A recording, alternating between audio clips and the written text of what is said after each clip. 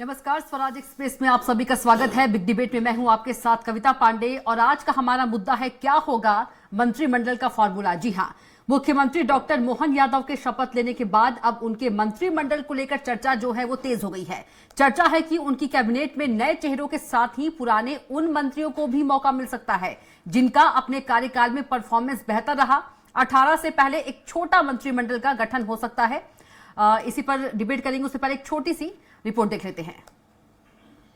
मध्य प्रदेश को नया मुख्यमंत्री मिलने के बाद से मंत्रिमंडल विस्तार की सुगबुगाहट तेज हो गई है। मोहन यादव मंत्रिमंडल के गठन का निर्णय दिल्ली में होगा। प्रदेश के नेता दिल्ली में भाजपा के शीर्ष नेतृत्व से चर्चा करने जाएंगे। इसमें अभी समय लग सकता है। हालांकि 18 दिसंबर से शुरू हो रहे विधानसभा सत्र से पहले एक छोटे मंत्रिमंडल विस्तार की तैयारी है। इस बीच चर्चा है कि डॉक्टर यादव की कैबिनेट में सबसे ज्यादा नए और काम करने वाले युवा चेहरा को मौका दिया जाएगा। साथ ही उन पुराने मंत्रियों को भी मौका मिल सकता है। फिलहाल किसी भी मंत्री को शपथ नहीं दिलाई गई है, लेकिन माना जा रहा है कि दिल्ली दरबार से हरी झंडी मिलने के बाद 16 दिसंबर से पहले नई कैबिनेट का गठन किया जाएगा। कहा जा रहा है कि मोहन यादव की कैबिनेट में आसन्न लोकसभा चुनाव को देखते हुए जाति और क्षेत्रीय संतुलन के साथ युवा चेहरों पर विशेष ध्यान दिया जाएगा। यहाँ बताते चले कि मुख्यमंत्री पद की शपथ के बाद डॉक्टर मोहन यादव के मंत्रिमंडल के चेहरे तलाशने की तैयारी भी शुरू कर दी है। राज्य के बड़े नेताओं से प्रारंभिक चर्चा करने के बाद मोहन यादव, बीजेपी प्रदेश अध्यक्ष वी.डी. शर्मा और संगठन महामंत्री हितानंद आज कल में दिल्ली जाएंगे। राजनीतिक जानकार बताते हैं कि भारतीय जनता पार्टी अपने नए फॉर्मूले के तहत कैबिनेट में नए चेहरे को तरजीह देगी। लंबे समय से मंत्री रहे कई बड़े नाम डॉक्टर मोहन यादव की कैबिनेट से बाहर होंगे। उन्हें सिर्फ जातिगत गणित या सोशल इंजीनियरिंग ही बचा पाएगा। अनुमान है कि सीएम चेहरे की तरह अब मध्य प्रदेश का मंत्रिमंडल भी चौंकाएगा। लोकसभा चुनाव को देखते हुए प्रत्येक संसदीय क्षेत्र से एक मंत्री अनिवार्य रूप से रखने की बात कही जा रही है।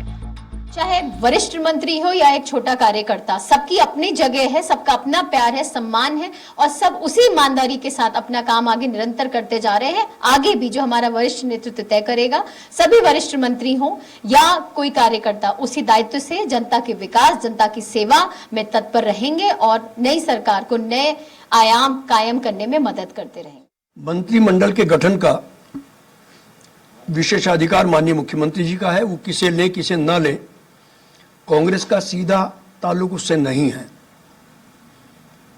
मगर जैसा परिदृश्य सामने आ रहा है, मुख्यमंत्री जी के हाथ में कुछ होगा ही नहीं।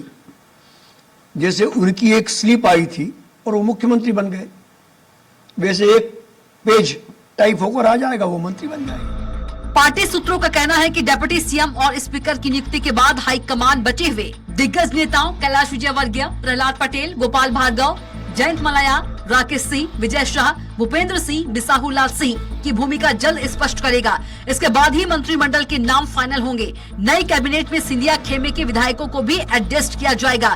कहा जा रहा है कि संघ की तरफ से आने वाले नामों को प्राथमिकता में रखा जाएगा। ऐसे में देखने वाली बात यह होगी कि दिल्ली से क्या फॉर्मूला होगा। सलमान खान, स्वराज एक्सप्रेस, भोपाल। तो क्या होगा मंत्रिमंडल का फॉर्मूला, इस पर आप लोगों ने रिपोर्ट देखी और अब इसी पर ज्यादा चर्चा करेंगे। और ज्यादा चर्चा के लिए हमारे साथ खास मेहमान भी मौजूद है। बीजेपी प्रवक्ता मिलन भार्गव जी मौजूद हैं, कांग्रेस प्रवक्ता योगेंद्र सिंह जादव मौजूद हैं और वहीं वरिष्ठ पत्रकार अवधेश भार्गव जी भी हमारे साथ मौजूद है। सबसे पहले मिलन भार्गव जी के पास चलेंगे। मिलन भार्गव जी, प्रदेश को नए सीएम मिल गए और 2 डिप्टी सीएम भी मिल गए, लेकिन मंत्रियों की बात करें तो मंत्री और जो मंत्री है वो मंत्रिमंडल का गठन कब होगा, इंतजार है?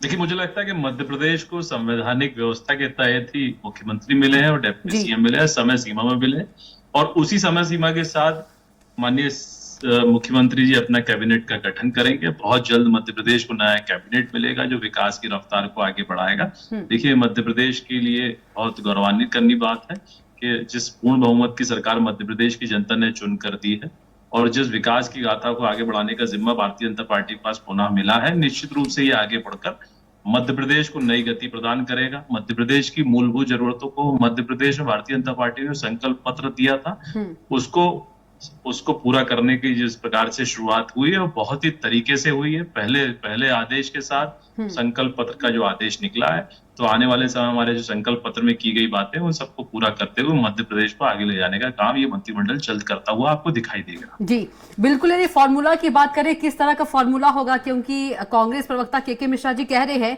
कि ये जो विशेषाधिकार होता है मुख्यमंत्री के पास होता है, लेकिन जैसे एक स्लिप आया था मुख्यमंत्री के लिए वैसे एक पेज आ जाएगा दिल्ली से, तो क्या वो सही कह रहे हैं के मिश्रा जी? के मिश्रा जी को ये बताना चाहिए कि उनके विधायक दल की बैठक होती है और हताश निराश कमलनाथ जी उस बैठक से किनारा कर लेते हैं, तो पहले तो उनको ये काम करना चाहिए, कमलनाथ जी को मनाकर लाना चाहिए और हिम्मत और हमदर्दी दिखाते हुए कमलनाथ जी को अपने विधायकों को फेस करना चाहिए। देखिए, जिस प्रकार की करारी हार कांग्रेस पार्टी को मिली है, तमाम तरह के षड्यंत्र प्रपंच रचने के मिलन बाद भार्गव भी जी, उनको मिलन भार्गव कहीं जी, जगह लेकिन नहीं मेरा मिली। जो हताशा, सवाल है निराशा के और मिश्रा हमदर्दी के पूरी है, जी, लेकिन ये षड्यंत्रबाजों को बाज आना चाहिए। मध्य प्रदेश की राजनीति को जिस प्रकार से अपमानित का बार बार करने का काम कांग्रेस पार्टी के तमाम नेताओं ने किया, उसमें के मिश्रा जैसे लोग इन्होंने तमाम तरह के झूठ प्रपंच रचने के लिए रचना रची। इनको करारी हार में इनकी महत्वपूर्ण भूमिका है और इनको इस पद पर रहने का कोई अधिकार नहीं। इनके नेताओं को तमाम, यदि कांग्रेस के हित में थोड़ा भी सोचते हैं तो पहले तो अपने पद से इस्तीफा देना चाहिए और जिम्मेदार को जिम्मेदारी समझ के लेना चाहिए। चलिए ठीक है। योगेंद्र सिंह जादव जी, आप क्या कुछ कहेंगे मिलन भार्गव जी के जवाब पर? देखिए, ये भार्गव जी की राय है और कांग्रेस पार्टी में किस पदाधिकारी को रहना है, किसको इस्तीफा देना है, ये कांग्रेस पार्टी का आंतरिक मामला है। और रहा मंत्रिमंडल का सवाल, तो मंत्रिमंडल भारतीय जनता पार्टी के अंदर जो है, भारतीय जनता पार्टी के मुख्यमंत्री जी की राय से, उनकी मंशा से या भारतीय जनता पार्टी के प्रदेश संगठन के आधार पर नहीं होना है, यह तय है। क्योंकि पूरे प्रदेश को पता था कि मध्य प्रदेश का जो चुनाव हो रहा था, उस चुनाव के अंदर किस तरह से मध्य प्रदेश को मुख्यमंत्री देने का काम हुआ है। और जो मुख्यमंत्री जी आए हैं और मुख्यमंत्री जी के साथ में जो भी मंत्रिमंडल आएगा, हम तो चाहते हैं कि मध्य प्रदेश का विकास हो, मध्य प्रदेश के लिए काम हो, मध्य प्रदेश को हिंदुस्तान में अग्रणी प्रदेश के रूप में दर्जा प्राप्त हो रहे और हमेशा मध्य प्रदेश का विकास होता रहे, यह हमारी मंशा है। और मंत्रिमंडल कैसे बनेगा, मंत्रिमंडल कहां से बनेगा, यह पूरा प्रदेश, पूरा देश समझता है कि मध्य प्रदेश भारतीय जनता पार्टी के अंदर एकत्व अधिकार के माध्यम से अब फैसले किए जा रहे हैं और एकत्व अधिकार का दौर शुरू हो चुका है। मध्य प्रदेश, छत्तीसगढ़ और राजस्थान में तीनों ही प्रदेश के अंदर भारतीय जनता पार्टी के जो नए चेहरे के रूप में जो लोग आए हैं, उससे पूरा स्पष्ट होता है। रहा मंत्रिमंडल का सवाल, तो मंत्रिमंडल में अच्छे से अच्छे, योग्य से योग्य लोग आए ताकि सर्वांगीण समाज का विकास हो, समाज के हितों के जो कार्य हैं उनकी संकल्पना को पूर्ण किया जाए, आम आदमी तक योजनाएं पहुंचे, आम आदमी का विकास हो, गरीब वर्ग का उत्थान हो, किसानों का उत्थान हो, युवाओं के लिए रोजगार सृजन का काम हो। और मध्य प्रदेश जिस तरह से कर्ज के मारे पूरा बोझ तले है, पूरा प्रदेश कर्ज में जिस तरह से डूबा है, उस कर्ज से बाहर निकालने वाले और उम्मीद करने वाले युवा चेहरों को यदि मध्य प्रदेश के अंदर मौका दिया जाए तो निश्चित रूप से मध्य प्रदेश के वित्तीय पोषण, वित्तीय उपार्जन की नए नए संसाधनों की खोज होने के साथ में प्रदेश सशक्त रूप से, आर्थिक रूप से भी समृद्धशाली बने, ऐसी हमारी अपेक्षा है। ठीक है, हमारे साथ वरिष्ठ पत्रकार भी है अवधेश भार्गव जी। अवधेश जी, किस तरह से देखते हैं कि क्या होगा मंत्रिमंडल का फॉर्मूला? जैसे सीएम मोहन यादव को प्रदेश का मुख्यमंत्री बनाकर चौंका दिया गया, क्या कुछ वैसे भी नाम हो सकते हैं? देखिए, ऐसा है, मंत्रिमंडल का गठन एक तो इनकी भारतीय जनता पार्टी का, इनका अंदरूनी मामला है। दूसरी बात, मंत्रिपरिषद जो होता है वो मुख्यमंत्री अपनी सहूलियत के हिसाब से मंत्रियों का चयन करता है, जिनसे वो काम ले सकता है या जो उसकी बात मानते हैं या जिसमें योग्यता होती है या कोई विशेषज्ञ होते हैं। कुल मिलाकर के भाजपा में एक नई परिपाटी आई है, नई संस्कृति पैदा हुई है चौंकाने की। तो कहा नहीं जा सकता है इस बार फिर चौंकाएं, लेकिन ये तय है कि भाजपा जो चौंका रही है उसमें भी कुछ नई किरण दिख रही है।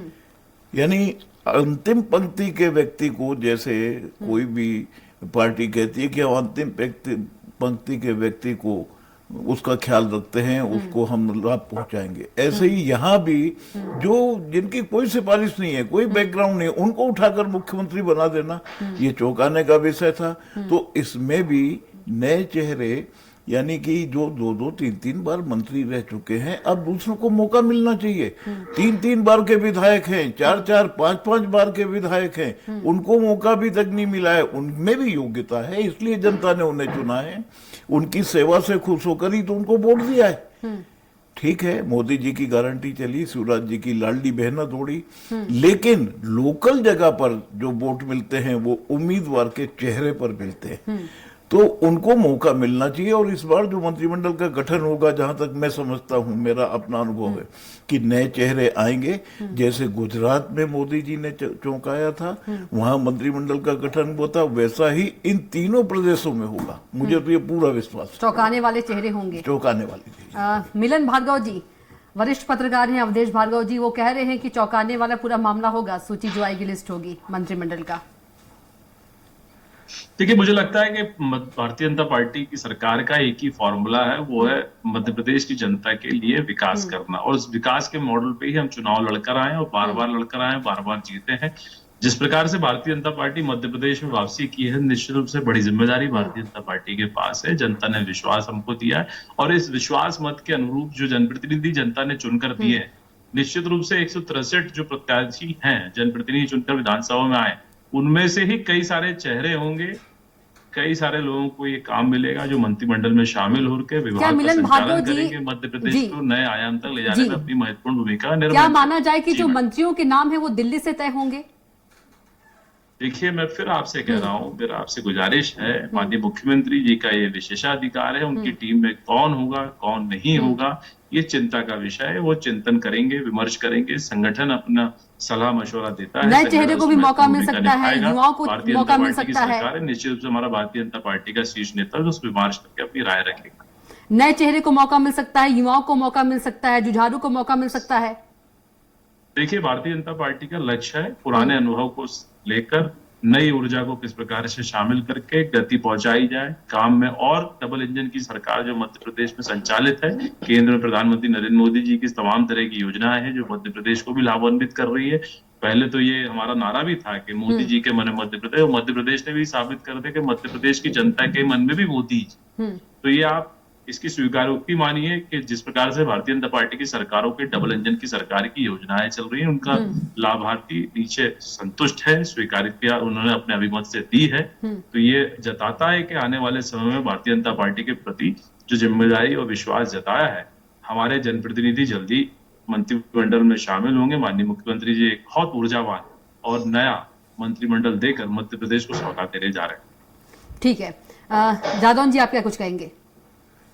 अभी तो भारतीय जनता पार्टी का मंत्रिमंडल होगा, जी। जो भी मंत्रिमंडल होगा, मैं तो ये चाहता हूं कि मंत्रिमंडल जो भी बने भारतीय जनता पार्टी का, मैं तो जनता के हित में ये चाहता हूं कि मंत्रिमंडल का जो भी विभागीय बंटवारा हो, विभाग का मंत्री विभाग का प्रमुख हो। जैसे मध्य प्रदेश के अंदर शिवराज सिंह जी की सरकार रही, पूरे प्रदेश के अंदर जितने भी मंत्रिमंडल और जितने भी मंत्री उनके कार्यकाल में मैंने देखे हैं, सारे मंत्री बिना शक्ति के थे, उनके पास स्वयं की शक्ति ही नहीं थी। सारी शक्ति केंद्र में शिवराज सिंह जी के मुझे लगता है कि इनको अपने आंतरिक दल पे ज्यादा बोलना चाहिए। सुन लीजिए मिलन भार्गव जी, सुन लीजिए, उन्होंने भी बहुत शांतिपूर्वक आपको सुना।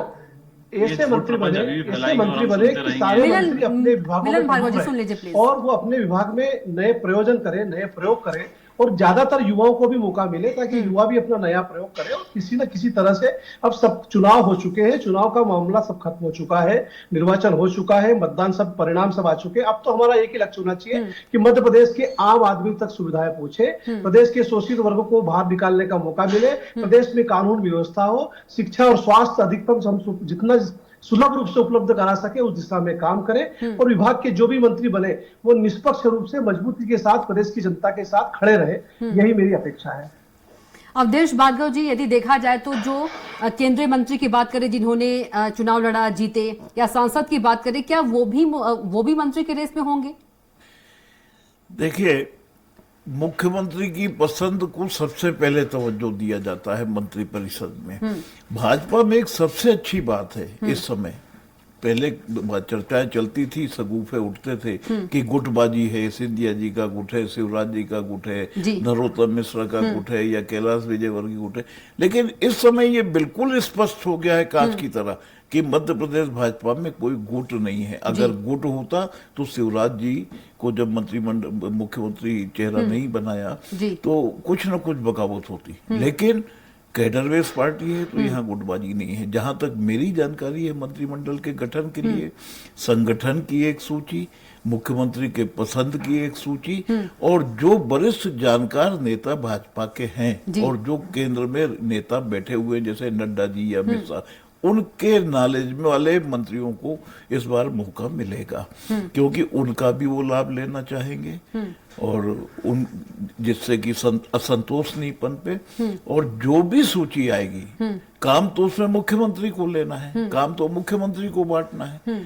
तो सबसे अच्छी बात यह होगी कि अब की बार सत्ता और संगठन दोनों मिलकर के मंत्रिपरिषद का गठन करेंगे जी। और ये एक आदर्श जो भाजपा प्रस्तुत करने जा रही, कम से कम जनता के लाभ के लिए है और जनता को इसका समर्थन मिलेगा। और मेरा तो यही मानना है कि सत्ता और संगठन के समन्वय से ही मंत्रिमंडल का गठन होगा और नए चेहरों को ज्यादा मौका मिलेगा। क्या मिलन भार्गव जी, फिर से मेरा वही सवाल, क्या नए चेहरे को ज्यादा मौका मिलेगा? मैं आपसे कह रहा हूं कि पुराने अनुभव के साथ नई ऊर्जा को शामिल करके निश्चित रूप से ये मंत्रिमंडल बहुत प्रभावी होगा, बहुत सक्रिय होगा, मध्य प्रदेश की जनता के हित में होगा, माननीय मुख्यमंत्री जी की मजबूत टीम का हिस्सा होगा। और जिस प्रकार से एक सशक्त और अंतिम पंक्ति के व्यक्ति तक उसको लाभ पहुंचाने में उन सब मंत्रिमंडल के सदस्यों की महत्वपूर्ण भूमिका होगी। देखिए, जितनी भारतीय जनता पार्टी की अभी तक योजनाएं हुई जो मध्य प्रदेश को बीमारू राज्य से निकाल कर एक विकसित राज्य की श्रेणी में लाकर खड़ा किया है, तो निश्चित रूप से इसको आगे ले जाने की जवाबदारी, जिम्मेदारी उस मंत्रिमंडल पर होगी। उसको नई ऊर्जा के साथ निश्चित रूप से सारी आकांक्षाओं को पूरा करने वाला होगा, अपेक्षाओं को पूरा करने वाला होगा और एक विजनरी होगा। क्योंकि भारतीय जनता पार्टी के पास जिस प्रकार से वोट प्रतिशत बढ़ा है जी। और हम लगभग 50% वोट प्रतिशत के करीब पहुंचे हैं, तो ये हमारे ऊपर बड़ी जिम्मेदारी है। और जिस अपेक्षा के साथ 51% की तरफ काम कर रहे हैं, आने वाले लोकसभा चुनाव भी है और सारी योजनाओं को नीचे तक पहुंचाकर फिर से प्रभावी ढंग से हम 29 की 29 लोकसभा को चुनाव को जीतेंगे। इसीलिए कांग्रेस पार्टी घबराई है कि अक्षम नेतृत्व है, कमलनाथ जी का आता पता है नहीं। ठीक है आज उनके मिलन भार्गव जी, अच्छा ये मंत्रिमंडल का सस्पेंस कब खत्म हो जाएगा? कमलनाथ जी नदारद रहते हैं, तो इनको तो पहले कमलनाथ ठीक है जी मिलन को भार्गव खोज कर जी, लाना चाहिए। मंत्रिमंडल की बात कर लेते हैं। मिलन भार्गव जी, आरोप प्रत्यारोप लगाकर ये विपक्ष की भूमिका निभाएं और एक अच्छा नेता प्रतिपक्ष देने का काम करें, इनसे अपेक्षा है। और षड्यंत्र प्रपंच रचना बंद करें, क्योंकि आपकी 400 से 40 केंद्र में सीटें आ गई हैं।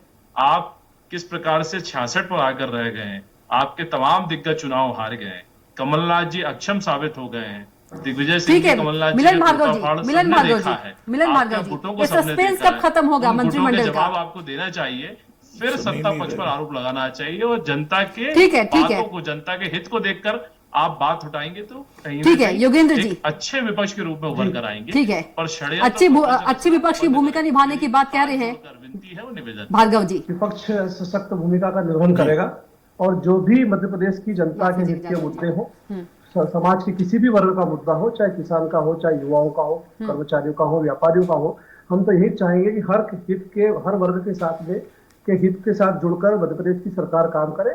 और जहां भी हमें लगेगा कि मध्य प्रदेश के अंदर भारतीय जनता पार्टी की सरकार प्रदेश के किसी जनहित के मुद्दे के विपरीत कार्य करेगी, तो निश्चित रूप से उसकी आलोचना भी करेंगे और समीक्षा भी करेंगे। और यदि प्रदेश में सकारात्मक रूप से कांग्रेस भारतीय जनता पार्टी की सरकार काम करेगी, तो हम सहयोग के रूप में सकारात्मक भूमिका का निर्वाह भी करेंगे और एक सशक्त विपक्ष देने का काम करेंगे।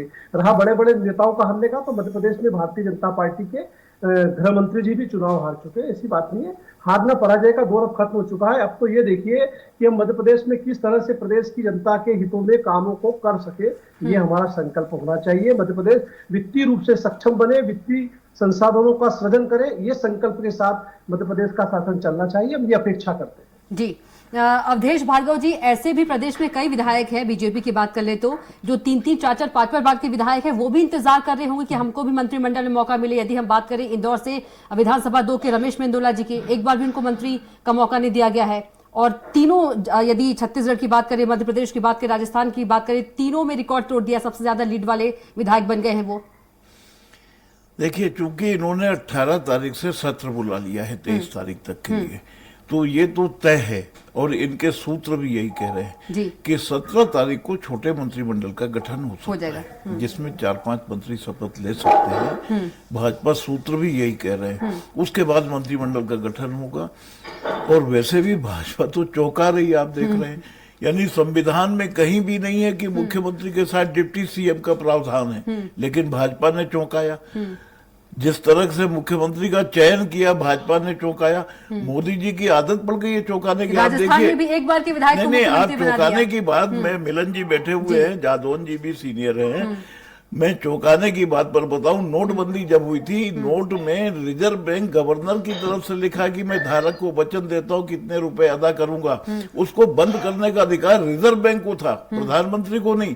उन्होंने चौंकाया। वित्त मंत्रालय सिर्फ 1 और 2 रुपए के नोट जारी करता है जिसमें लिखा रहता है वित्त मंत्रालय भारत सरकार, उनको आप बंद कर सकते हैं। तो मोदी जी की तो चौंकाने की आदत है, तो वो चौंकाएंगे। इसमें भी हो सकता है 2 डिप्टी सीएम और 1 सीएम को लेकर ही सदन चालू हो जाए। मिलन भार्गव जी,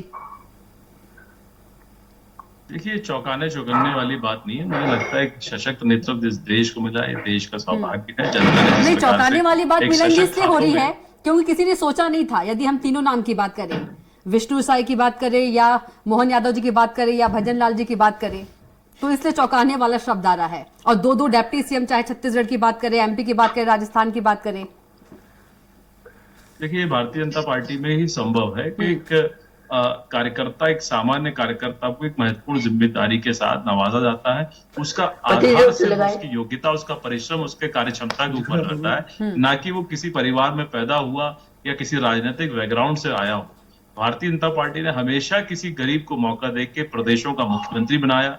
और आप देखिए, भारतीय जनता पार्टी है जिसने एक चाय बेचने वाले को इस देश का प्रधानमंत्री बनाकर सशक्त नेतृत्व हाथों में दिया। आज विश्व में जय जयकार भारत की हो रही, हमारी सेना मजबूत हो रही है, हमारे औद्योगिक क्षेत्र मजबूत हो रहा है, इंफ्रास्ट्रक्चर मजबूत हो रहा है। आज विश्व में भारत का जो मान सम्मान बढ़ा है, ये भारतीय जनता पार्टी के सरकारों का प्रयास ही है और जनता का विश्वास है।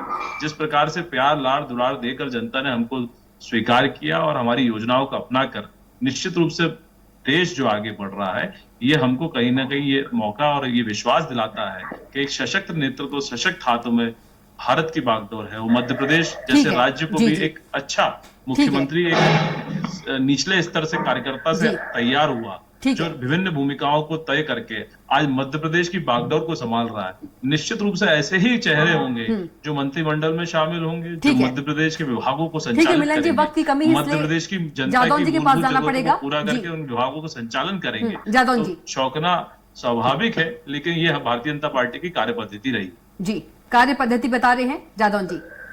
मिलन भार्गव देखिए, जी। भारतीय जनता पार्टी की जो कार्य पद्धति है वो यह कार्य पद्धति है कि मध्य प्रदेश सहित पूरे देश के अंदर केवल एकाधिकार की राजनीति प्रदेश शीर्ष नेतृत्व कर रहा है। और शीर्ष नेतृत्व किसी न किसी तरह से चौंकाने का जो काम कर रहा है, वो चौंकाने का काम नहीं है, बल्कि वो यह है कि वो उनका अपना एकाधिकार वो दिखाने का काम कर रहे हैं। और पूरे देश के अंदर जितने भी नितिन गडकरी जी और जो भी समर्थक, जितनी भी एक पूरी जो लॉबिंग है, उस लॉबी को किसी न किसी तरह से पूरे देश में हटाने का काम अब किया जा रहा है। मध्य प्रदेश सहित पूरे प्रदेश में, चाहे रमन सिंह जी हो, चाहे वसुंधरा जी हो, चाहे शहनवाज हुसैन जी हो, इस तरह से रविशंकर प्रसाद जी हो, एक पूरी साइड लाइन गिनने का काम पूरे देश में किया जा रहा है। लेकिन मध्य प्रदेश के अंदर जिस तरह से नए युवाओं को चेहरे को मौका दिया है, हम उसका स्वागत करते हैं। लेकिन हम चाहते हैं कि मध्य प्रदेश का विकास हो। ठीक है मिलन जी, समय नहीं इसलिए नहीं आ पाऊंगी, अवधेश जी के पास चलना है। अवधेश जी, मेरा सवाल इससे पहले ये था कि जो 3-4 बार के विधायक हैं, उनको एक बार भी मौका नहीं मिला है, वो तो इंतजार कर रहे होंगे ना कि हमको भी मौका मिले मंत्रिमंडल में। उनका क्या? यदि केंद्रीय मंत्री की भी हम चलिए बात कर लेते हैं, उनका क्या होगा फिर? सांसदों की बात कर ले जो जीते, उनका क्या होगा फिर? विधायक बन के रह जाएंगे? उनको अवश्य मौका मिलेगा, क्योंकि भाजपा में जो संस्कृति अब आई है, उस संस्कृति के हिसाब से नए लोगों को ही मौका मिलना है। क्योंकि गुजरात में हम देख चुके हैं। और फिर भी आप देखिए, कुछ तो है मेरे मध्य प्रदेश में। शिवराज जी ने कहा मैं मध्य प्रदेश छोड़कर नहीं जाऊंगा। आज कमलनाथ जी ने कह दिया लोकसभा का चुनाव लड़ूंगा लेकिन कहीं नहीं जा रहा, मध्य प्रदेश छोड़कर नहीं जाऊंगा। यानी मध्य प्रदेश में जनता एम्पायर है। टीम का कैप्टन शपथ ले चुका है, डिप्टी कैप्टन शपथ ले चुके हैं, एम्पायर इंतजार कर रहा है, फील्ड तैयार है। अब फील्ड में शतरंज के मोहरे बिछाए जाना है। अब ये देखना है कि कौन प्यादा है, कौन वजीर है और कौन बादशाह है। एक लास्ट कमेंट मिलन जी, सस्पेंस कब खत्म होगा? एक लाइन। देखिए, किसी प्रकार का सस्पेंस नहीं है मेरी, लेकिन ये देखिए आप किस प्रकार से विपक्ष की भूमिका, और ये भूल जाते हैं कि 22 साल सोनिया गांधी इस पार्टी के अध्यक्ष रहती हैं, और जिस पार्टी का उदय और आधार ही अंग्रेजियत रही हो, अंग्रेज की सेवा करने रही हो, और जिस पार्टी के मुखिया एक परिवार से बंधी हुई बंधुआ मजदूर तरह काम करती हो, वो बात कर रहे हैं किस प्रकार की। देखिए मुझे लगता बलिदान है कि का कांग्रेस को परिवार। चिंतन करना चाहिए एक सशक्त नेतृत्व देने की। और कमलनाथ जी ने तो तय कर लिया कि वो भागने वाले हैं मध्य प्रदेश से उड़कर, अब वो मना कर दिल्ली दिया की तरफ उन्होंने, देख तो रहे हैं। मना कर दिया, कहीं नहीं गलत- जाऊंगा। गलत- तो आना ही बंद प्रचार कर दिया और पीसीसी पे ताले लग चुके हैं। पीसीसी चलिए का आप कोई तीनों को खवैया बहुत ही नहीं, धन्यवाद। मिलन ना भार्गव संचालन जी, करने वाला है। आपका बहुत धन्यवाद। वक्त की कमी है, डिबेट को रोकना पड़ेगा। मिलन भार्गव जी आपका बहुत धन्यवाद, और जादौन जी आपका भी बहुत धन्यवाद, और अवधेश भार्गव जी आपका भी बहुत धन्यवाद। तो आज का हमारा मुद्दा था क्या होगा मंत्रिमंडल का फॉर्मूला। मध्य प्रदेश को एक सीएम, 2 डिप्टी सीएम तो मिल गए हैं, लेकिन मंत्रिमंडल का विस्तार अभी तक नहीं हुआ है। सस्पेंस जो है बरकरार है। तो फिलहाल के लिए बिग डिबेट में इतना ही। आप देखते रहिए स्वराज एक्सप्रेस। नमस्कार।